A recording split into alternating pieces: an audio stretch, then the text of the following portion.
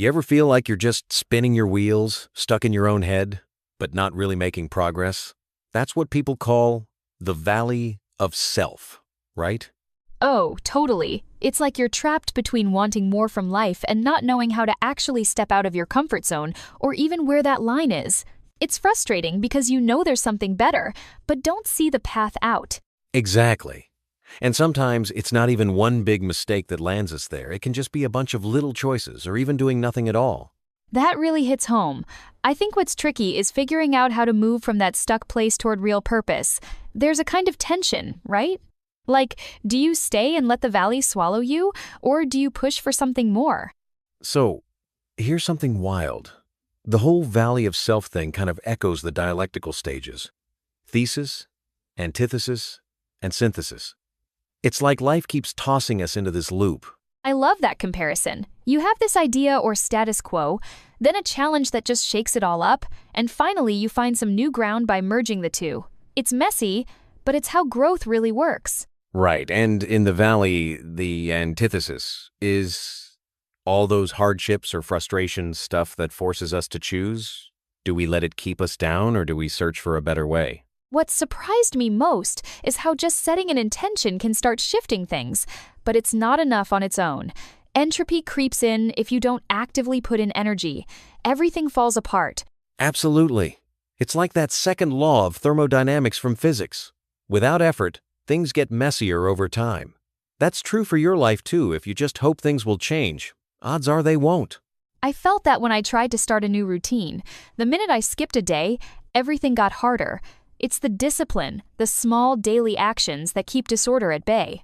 That reminds me of when people take up working out. At first, it just feels like pain and regret. But if you stick with it, there's this shift. You start to feel more purposeful, more alive, even if it's hard at first. Funny enough, I used to think making a decision was just picking between two things. But apparently, it's deeper than that. Decision comes from the Latin for cutting off, literally shutting the door on other paths. That's a huge mindset shift. Instead of dabbling, it's about drawing a line in the sand. When you focus hard on what matters and ignore the distractions, that's when you really start moving the needle. It's tough, though, because distractions feel comfortable. The unknown is kind of scary, even if you know you're growing. I struggle with that tug all the time. Same here. But maybe the discomfort is a sign you're on the right track. After all, if you're not growing, you're sliding backward, whether you notice it or not.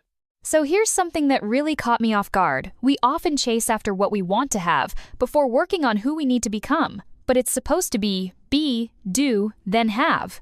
Exactly.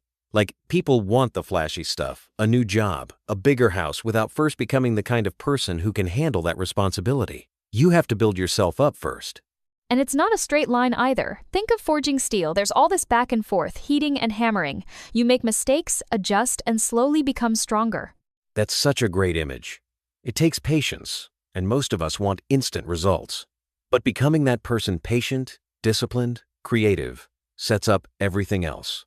The do and have follow naturally. After hearing all this, I'm realizing escaping the valley means embracing the whole messy process, setting an intention, making tough decisions, and being patient with growth. And giving yourself grace when you stumble.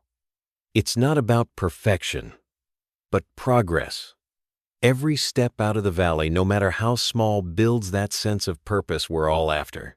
I guess the big takeaway for me is, don't wait for motivation to strike. Just start moving. The energy, the clarity, and even the joy show up once you're in motion. Totally agree. The valley's tough, but it doesn't have to be a permanent home. If you keep showing up for yourself, bit by bit, you move toward a life that actually feels meaningful.